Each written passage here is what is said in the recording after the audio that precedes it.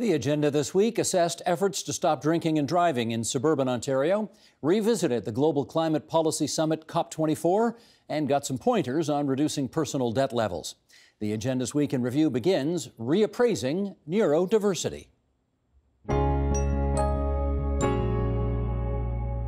How did the ability to map out our DNA change what you do as an autism researcher and clinician? Yes, so the ability to map DNA has been transformative for us because we had made that assumption that all these disorders will have distinct biologies, so that we would find the genes for autism, the genes for ADHD, the genes for intellectual disability. Turns out we were completely wrong. You were wrong about all that. Completely wrong. So it looks like what we are learning from the genes is that certain genetic differences make it more likely for a brain to develop in an atypical or different way. But they highly overlap between the different disorders. So that we don't find distinct biological signatures in our genes that would justify our diagnostic labels. And this now has been replicated in brain imaging studies, so it's not just the genes, it's our studies of brains and bodies. We don't find distinct biological signatures for any of these conditions that make us ask the question, do we have it right? Now, let me ask you this. When you meet people for the first time, so you've never met them before, you're meeting them for the first time, do you tell them, my name's Liam and I have autism? No. You don't say that? No, of course not. Okay, you say of course not.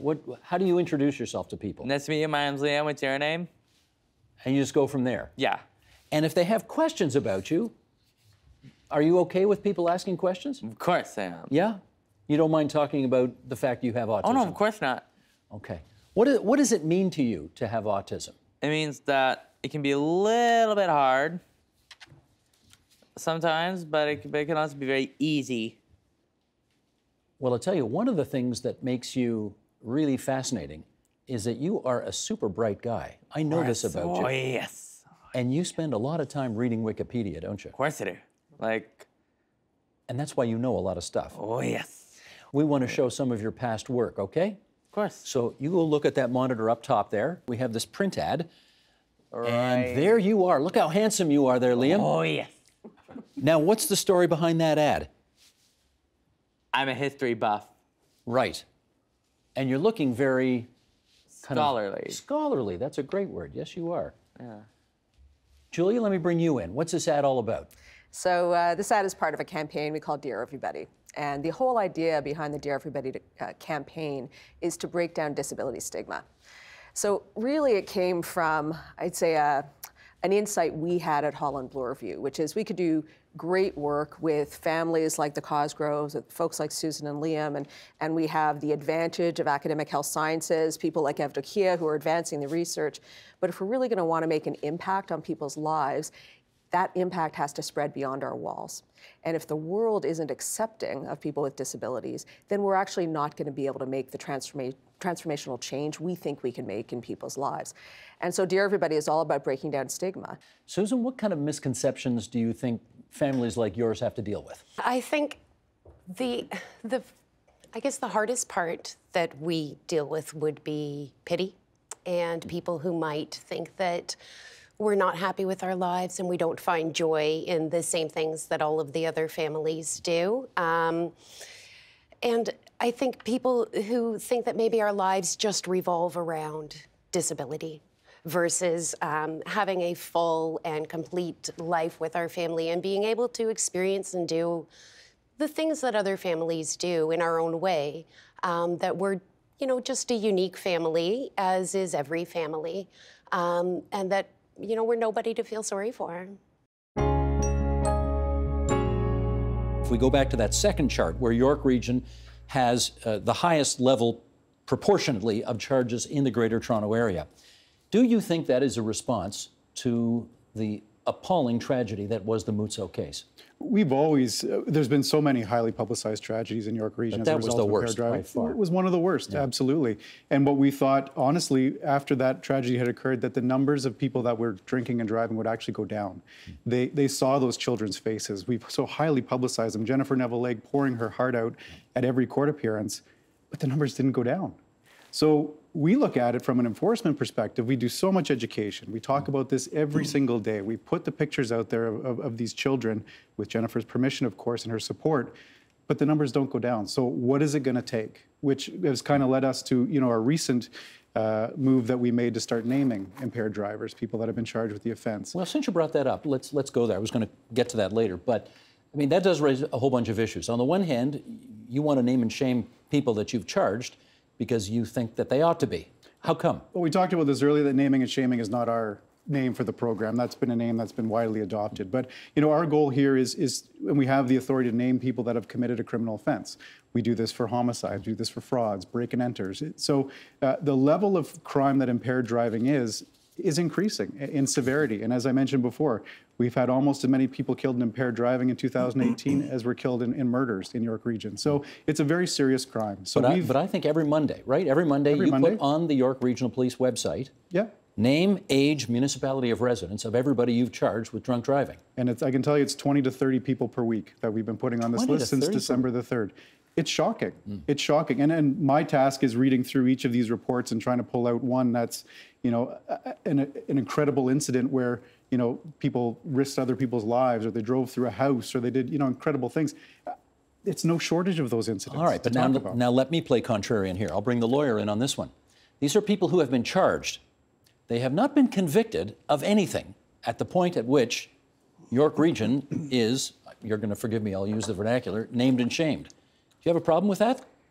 Personally, obviously, as a criminal lawyer, I don't think it's going to be an effective deterrent.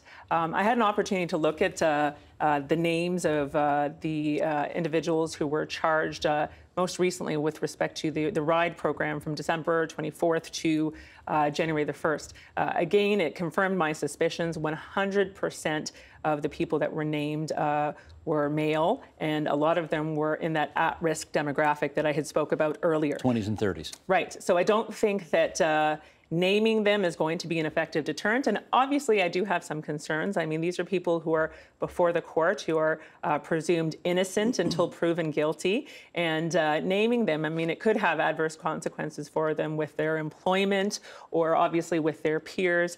And they haven't even had their first court appearance. So I do have some concerns about it, and I don't think it will be an effective deterrent. Where are you on? Well, let's go back to the choice, though. Those people made a choice to drive while impaired, right? So, will it be a deterrent? I've heard from people, in fact, I've heard from some people that have been arrested, that officers have told me, they say, give me the charge, just don't put my name on the list. It's shifting their thinking a little bit. I wish it would have shifted it earlier to the point that they would have thought, hey, I'm not going to have that drink and drive because I could be on the list. So I want to know what former Chief Fantino thinks about this idea. I think it's quite a proper activity on the part of the police because, as was mentioned, other crimes are publicized. People involved in other crimes, it becomes part of the routine public awareness that and entitlement that the public have to know what's going on. This is no different. The only thing is, it seems that we've diminished the severity of the crime, that they should actually get special treatment. They're no different. Someone being killed by a drunk driver or a drug-impaired driver is no different than another innocent person being killed with a gun or whatever. So let's get it straight. This is the highest number of criminal deaths in this country attributed to drug-impaired or alcohol-impaired drivers. Like any complex piece of machinery, you need an operating manual to tell you how it works. The Paris Agreement is a big kind of history-making international treaty on climate change. And because it was such a new way of doing things when it comes to international cooperation on that issue, they needed an operating manual to tell them how it worked. So the Paris Agreement was actually the international treaty to come into effect the fastest of any international treaty in the history of those kinds of treaties. It came into effect very quickly in 2016, only a year after it was signed. And therefore, the operating manual, the rule book, kind of had to be accelerated. They thought they'd have a lot longer to write it than they wound up having. So what were the biggest challenges in writing that rule book so quickly? Well, there are a number of challenges, but if we want to summarize, it kind of comes down to three sticky issues. Number one, you have to figure out how you're going to get every country in the world that has signed on to the Paris Agreement on the same page when it comes to accounting for and reporting on their activities under that agreement. Previously, when we had these kinds of international climate agreements signed, developed countries had very different responsibilities from developing countries. And so it was only those developed countries that were responsible for reporting on their activities. But the Paris Agreement brings everyone together into the kind of same basket of doing the work. And everybody is 100 and how many countries? 187 countries. 87, okay. Yeah, so. Tough. Exactly. So how do we make sure that there are rules that are of a high enough caliber that we can be confident the Paris Agreement is doing what it's supposed to do, while being fair to those countries who are kind of just getting their legs under them in doing that sort of reporting? The other sticky issue is finance, of course, and really it always comes down to money.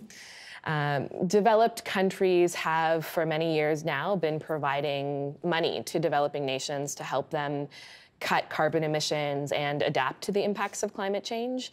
And the ways in which finance is going to be provided and how that financing also gets accounted for were really big issues in the rule book. There are, I gather, two sort of approaches to take here. One is strong rules, fast action, let's go, go, go. The slower is a more sort of cautious, deliberative implementation approach. What's Canada's preferred way to go? So, as I think we can always rely on Canada to be, we have a kind of middle of the road approach when it comes to those two sides of the coin. Canada played a very productive role on the rule book in Katowice, Poland. I think we should really applaud the international team that went to that COP to do that work. And I think we did a good job of pushing for robust rules that hold everyone to account and make sure that the Paris Agreement is doing what it needs to do. What do you mean no one is bad with money? We all know tons of people who are bad with money. I think that it's a series of choices and decisions based on information and risk tolerance. And so some people have a higher risk tolerance than others. And so if we're saying, so actually, let me put this back on you. Give me an example of someone you think is bad with money. We all know people who go out and buy that $3,000. What kind of purse did you say it was? Oh, I'm not cool enough to know the name brand. Okay, whatever that thing. Dolce and Gabbana. Yeah, we all go out and buy these kinds of purses, and that some of us ought not to buy because we can't afford them. Right. So that's not smart debt. That's not smart with money. I agree. And so my question would be, what made you feel like you had to buy that purse? So what is going on under the scenes emotionally with you that made you feel like this purse is something that was worth the stress and anxiety that you're gonna have to feel once you swipe that credit card and you can't pay it off later? So a lot of times it comes from inadequacy.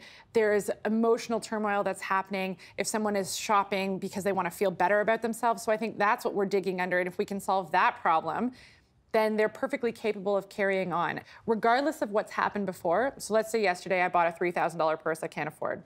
That doesn't dictate my future. I get to choose tomorrow whether I'm going to do something like that again or stop. And everybody is equally capable of stopping behavior that has caused debt in the first place and choosing to be good with money going forward. Okay, but you're a financial planner. And the Yeah. problems that you've just described are far more psychological, psychiatric, use whatever word you want, as opposed to financial planning problems, aren't they? Yes, but I'm also a certified life coach, Steve. So that's where we get into the juicy stuff. Yeah. Okay. It's absolutely both parts. Money, sometimes I argue that financial planning is, 90% life coaching and 10% a spreadsheet. You, I presume, want to reframe debt into something that is more positive. Yes. Why do you think we need to do that? Because it doesn't change the fact that debt needs to be repaid and that person has a long haul, right? If you've got debt, you've got to get serious about paying it down, which this book is all about, actually paying it down and staying motivated to do it beyond 3 months, which is typically what I see. Then why don't we change our perspective on it to make it something that we want to do? The problem is when we use fear as our motivators to get, this is how much interest, you shouldn't be doing that. People make unrealistic plans, and then they try to pay back as much as possible really, really quick, and they inevitably end up failing, and then they give up on their plan altogether, right? So I want to try to avoid that. So if we can reframe our debt and kind of give us a new perspective on it, then we kind of kill that shame and blame mentality that's holding us back, that makes us feel like we want to stick our head in the sand, that we don't want to open our credit card statements, we don't want to open our bank apps because we're so afraid of it. So the classic example that I gave in here, this example is, I hear this like once a week in my office. If somebody has debt from a tax bill, if they were self-employed, they didn't really realize how much money they were supposed to put aside for sales tax and income taxes and all that. So even if they put some aside, they didn't have enough, and now they have, $5,000 owing to the government. They paid on a line of credit, and now they have this hangover. So someone who doesn't reframe looks at that every time they open their banking and say, oh, I'm so dumb.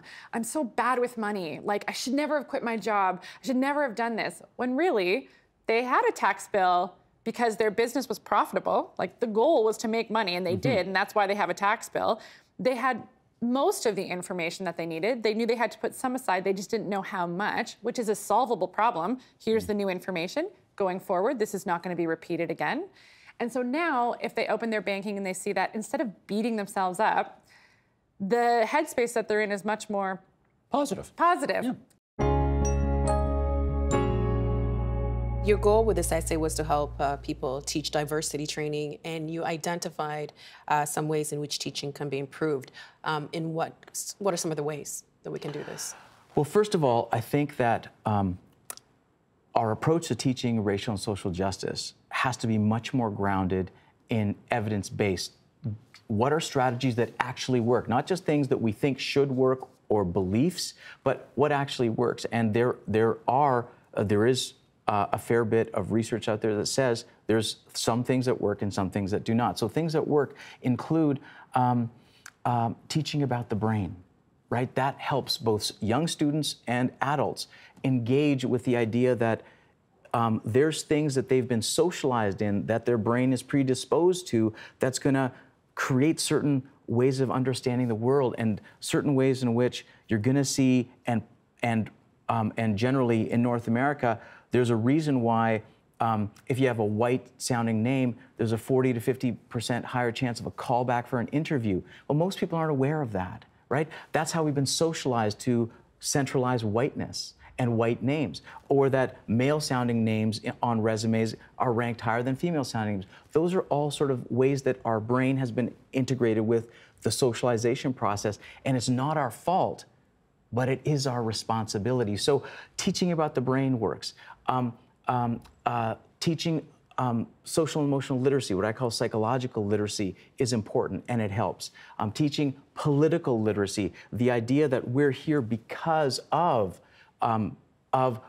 residential schools. We're here because of the legacies of colonization. We're here because of Anglo dominance in white Anglo-Saxon Protestant dominance in this part of the world, that there are legacies. So we have to have that political history as well.